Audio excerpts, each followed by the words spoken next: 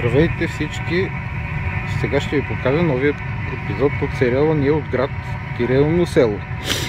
Това ми е в завършен вариант, оголемен и усъвършенстван, продължението на предишното клипче, което гледахте за малкото казанче с проточния охладител.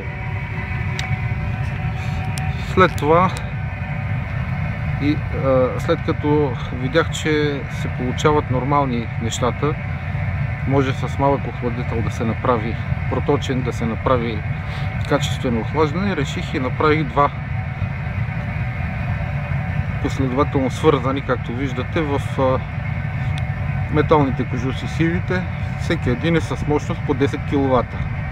Може да се регулира чрез това кранче, където влиза маркуче за охлаждащата вода, притока на водата и съответно температурата на изхода на охладителите.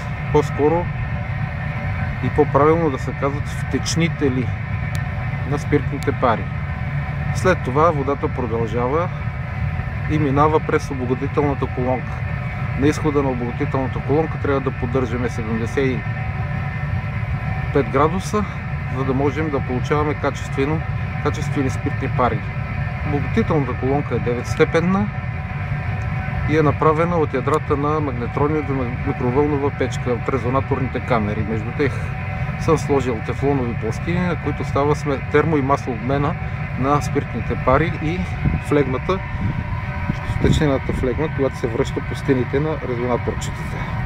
Всичкото това нещо многократно се повтаря процеса и накрая на изхода, чрез крана, който виждате отгоре, наречен регулатор на флегмовото число, можем да регулираме стойността на обогатената фракция, която чрез този детайл, който ви го показвам в момента, в него стои термометъра и директно показва моментната стойност на ректификата. Можеш да реагираш най-бързо, като отсечеш фракциите, както се полагат, според градусите. Тук отгоре виждате, допълнително съм сложил един термометър, който ни показва примерните градуси на капака, дефлегматора, въздушния дефлегматор, за допълнителна ориентировка при отбора на спирта, на фракциите.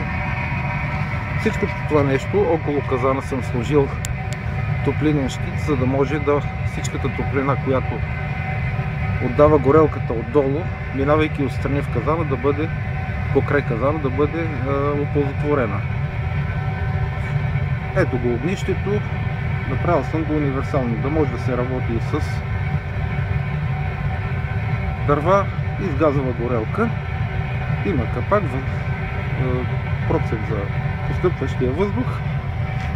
И от тук нататък ви показвам газовата бутилка. В момента съм на газ. Проточната вода, по мои сметки и охлаждане до 5 кВт мощност, е около 50-100 литра на час някъде, което е минимално и нормално. Разхода на газ също не е голям. Горе-долу за около 300 литра материал. Обработката на 300 литра материал отива една бутилка, 25-6 лева. И така, виждате го новото усъвършенствано изделие, което съм го направил. И до нови срещи. Когато измисля нещо ново, пак ще снимам и ще го гледаме. За сега всичко хубаво на моите приятели.